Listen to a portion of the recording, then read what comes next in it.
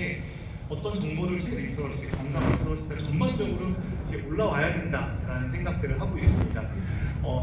지금 오늘 이 자리에서는 제가 뭐 이렇게 패널로서 제가 생각하는 것들을 그냥 툭툭 던져볼 건데요. 역사 같은 경우는 한국사 능력 검정 시험 같은 게 있잖아요. 그래서 잠깐 생각한 거는 건강 관련해서도 건강 검정 능력 시험 같은 게 있으면 지금 뭐 한국사 검정 능력 시험 같은 경우는 초등학생들도 진짜 막 인기가 많아서 열심히 시험 보고 하거든요. 그래서 이런 부분들도 좀 시민단에서 조금 이렇게 건강 정보를 골라내고 할 수 있는 능력들을 좀 키우는 좀 보다 적극적인 어떤 정책 개발이 필요하지 않나라는 생각들을 해봤습니다. 그리고 이제 제가 이제 얘기를 좀 드려보면요. 일단 전 미디어 현장에 있는 이제 기자 입장이기 때문에 아무래도 시민들의 이야기를 하기보다는 공급자 아니면 전달자 입장이라는 한계가 있을 수밖에 없음을 조금 미리 양해를 부탁드립니다. 그래서 저의 고민은 어떻게 하면 전달자 아니면 화자의 어떤 공신력을 높일 수 있을까가 저에게는 관건인데요. 사실 이 앞서 얘기한 국가건강정보 포탈 이 부분도 마찬가지일 것 같습니다.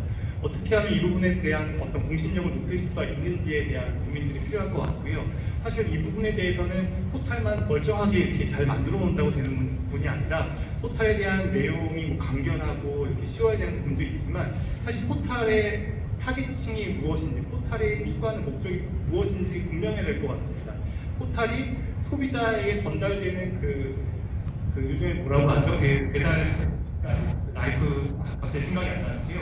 마지막 그 소비자에게 도달되는 그 과정까지를 포탈이 해줄 것인지 아니면 포탈은 하나의 그 정확한 검증된 정보만을 백본으로 하고 그것들을 갖다가 전달자들이 그거를 교차 검증하는 그런 시스템을 갈 건지를 조금 구분할 필요가 있다고 생각을 하고요. 그래서 이런 포탈이 갖고 있는 신뢰도 이런 부분들을 중요하다는 얘기를 드리고 싶습니다. 가운데 올라온 이제 채팅에 올라온 것 중에 하나가 전문가들도 착각한 건강 정보 경험이 있으신가요? 라는 질문이 나왔습니다. 아마도 처음에 볼 때는 올바른 정보라고 생각했는데 가만히 세부적으로 들어가 보니까 뭔가 잘못된 건강 정보일 것 같습니다. 그래서 이 부분은 나중에 혹시 우리 조비려 교수님께서 임상도 하시는 분이시니까 그러니까 착각했던 건강 정보 경험이 있으시면 좀 말씀을 주셨으면 부탁드리겠습니다. 영역이냐고도 또 구분이 될 수가 있습니다. 그 얘기는 다시 말하면은 어떻게 개인의 자율에 대한 부분이 될 수도 있는 것이고 공공의 부분이 될 수도 있는 그래서 그 영역에 대한 부분이 상당히 필요합니다. 그 얘기는 또 한 가지 말씀드리면 공공의 부분은 규제가 들어갈 수도 있는 부분이 있을 거고요. 개인의 자율에 대한 부분은 개인에 맡겨야 되는 부분도 분명히 있을 겁니다. 그래서 우리가 건강에 좋으니까 라는 것이 무조건 다 통용되지는 않을 것이다. 그렇다면 우리가 여기서 생각해야 될 범위는 어디까지일 것인가 이 부분이 되게 우리가 한번 생각해 봐야 될 부분인 것 같습니다. 그래서 결국 우리가 어렸을 때부터 계속 들었던 얘기는 뭐냐면 어머니나 부모님들이 하시는 말씀이 아프지 마라, 아프지 말고 이 얘기를 많이 들었을 거 아니겠어요? 그렇죠?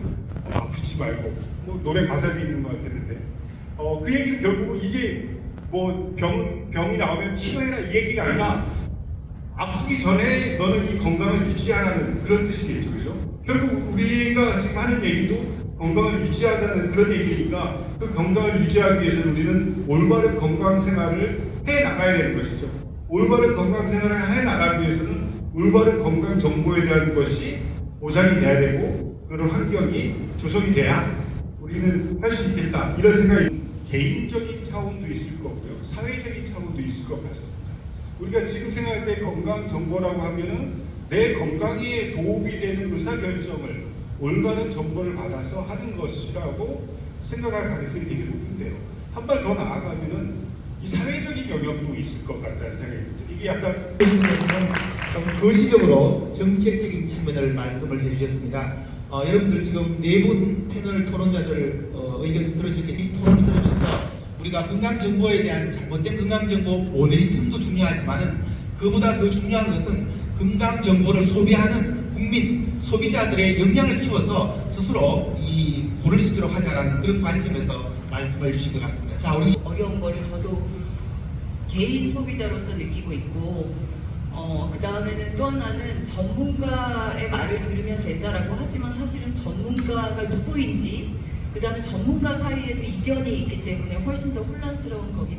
우선은 일단은 공신력 있는 출처가 있는지에 대한 의심을 하면서 이것이 맞을지 틀릴 건지에 대한 어떤 균형 있는 의견과 생각을 하는 능력을 키우는 것이 굉장히 중요하다는 생각이 들고요.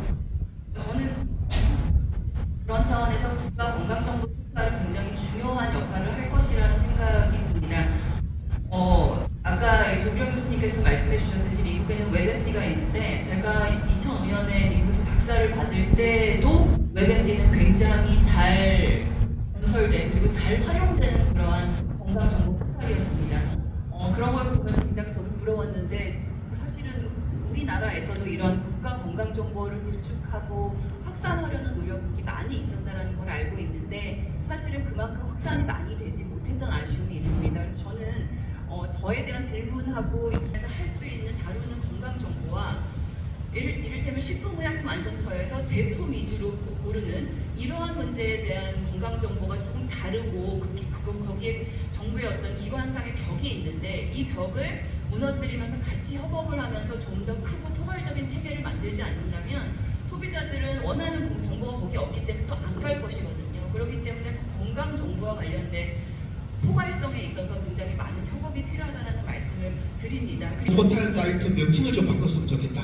너무 어려워서 이게 무슨 소리인지 모르겠다. 그래서 이건 꼭 한번 내부적으로 도 무난한 사람들이 있고 도움을 받을 경우도 있는 경우인 거거든요. 이런 경우는 사실은 가려서 해야 돼요. 맞춤형 나는 어디에 속하는지에 대한 내용들이 사실은 꼭 필요합니다. 그래서 이런 부분들에 대한 것들을 국가건강정보 포털에서 저희 좀 전에 말한 근거가 확실히 밝혀져 있는 것들을 알려주고 이런 것들이 국민들이 좀 더 쉽게 구분할 수 있도록 지침을 만들어서 단계별로 결론을 지을 수 있도록 만들어주고 마지막으로 그래서 이런 것들을 실제로 실천하려면 어떻게 해야 될지에 대한 내용들을 하고 있는데 생각보다 쉽지는 않습니다.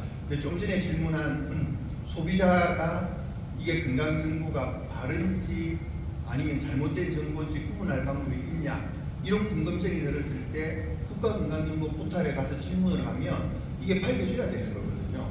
이거는 아직 결정된 바가 없는 건지 적어도 아니면 근거가 있는 건지 이런 것들을 국가에서 제공해주고자 이런 국가건강정보 포털을 만들고 있는 거고 이제 그리고 이 유튜브를 보고 계시는 시청자들께서 잘 이해하실 것으로 이해합니다. 자, 우리 이동영 팀장께 들어온 질문입니다. 건강실천팀에 들어와서 그런 우리나라의 신천동 가이드라인이 있구나를 알고 나니까 이제 의식적으로 매일 30분 동안 30분 운동을 하게 되는 거예요. 이제 되게 힘든 운동도 아니고 그냥 빠르게 걷기 30분이라도 해도 이제 건강을 유지할 수 있는 그런 게 됐기 때문에 송기민 교수님 말씀하신 게 참 도움이 될 것 같습니다.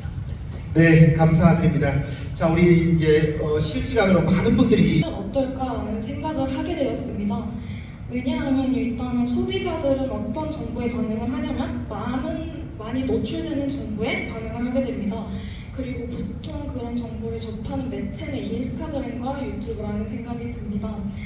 그리고 그런 매체를 통해서 접하는 정보에 비해서 국가적 차원에서 홍보되는 정보가 굉장히 적다는 생각을 해서 결론적으로 다시 한번 말씀을 드리자면 이런 기업들과 컨택을 하여 국민들에게 정보를 제공하는 것이 어떨까라는 생각을 하게 되었습니다. 이 의견에 대해서 전문가분들의 의견이 궁금합니다. 리트리시와 관련돼서 국가 가져야 될 그 방향에 대해서 이제 말씀을 주신 것 같습니다. 혹시 우리 발표자 중에 아니면 토론자 중에 짧게 좋은 말씀이시고요. 저도 역시 그거에 한 번 더 같은 의견을 드린다면 사실은 미국 같은 경우 아까 제가 말씀드렸던 스놉스 같은 경우도 페이스북하고 협업을 해서 협업을 했고 그 다음에 이제 언론에서 CNN이나 그런 공신력 있는 미디어에서 스놉스에서 했던 팩트 체크를 인용하면서 그것들을 이러한 것들 이러한 정보들은 가짜였다라고 하는 식으로 계속해서 보도해 줌으로써 그런 어떤 가짜 정보에 대해서 일반인들에게 더 알리는 그러한 역할을 했다면 저 역시도 동의를 하는 것이 정부기관의 힘만으로는 매우 부족하고 정부기관에서 소유하고 있는 옴투 매체 같은 경우 굉장히 한정되고 예산도 적기 때문에 다양한 민간이라던가 아니면 뭐 어떤 플랫폼 업체라든가 아니면 다양한 정보를 생산하는 어떤 기업이라던가 이런 기업들과의 협업을 통해서 그런 정보 전달, 정보 생산과 공유 그리고 확산이 이루어진다면 굉장히 좋을 것 같습니다. 어려운 주제입니다. 저희 원 입장에서 저도 정부 입장에서 많은 일을 해오면서 정말 다양한 분야에서 이 좋은 정보와 나쁜 정보 항상 명확하지 않습니다. 그 사이에 경합이 이루어지고 경합에서 우리가 어떻게 일을 해야 하는가에 고민을 하게 되는데요. 특히 그 처음에 백혜인 교수님 발표 내용 들으면서 많은 경우에 좋은 정보를 퍼뜨리기가 정말 어렵고 반면에 좀 나쁜 정보라고 할까요? 이게 좀 퍼지지 않았으면 싶은 정보는 정말 쉽게 퍼지고 그러면서 어려운 경험을 정말 많이 보았습니다. 그리고 거기에 어떤 뾰족한 해결책은 찾기가 쉽지 않지만 그럼에도 불구하고 오늘 여러 발표자분, 토론자분이 얘기해 주신 것처럼 이 일을 하는데 애써주시고 계시는 정부나 이런 민간의 기관들 그리고 특히 이제 오늘 기자님 나와주셨던 언론 그리고 황정현 기자님과 같은 소비자 단체들, 민간 단체들이 다 같이 같은 마음으로 좀 합심을 해서 저희 역량을 결집을 하고 그래서 조금 더 좋은 정보가 조금 더 체계적으로 제공될 수 있었으면 좋겠다는 차원에서 오늘 자리 준비가 되었고 또 앞으로 여러분들 발표하신 것하고 토론하신 내용들 잘 들었고요. 프로그램에서도 많은 질문들 굉장히 의미 있었다고 생각을 합니다. 그리고 정부에서 할 일이 많은데 쉽게 다가갈 수 있게 재밌게 해야 되겠다. 아까 발표하시면서 말씀하셨는데 국가가 검증한다는 것도 참 어려운 얘기고요.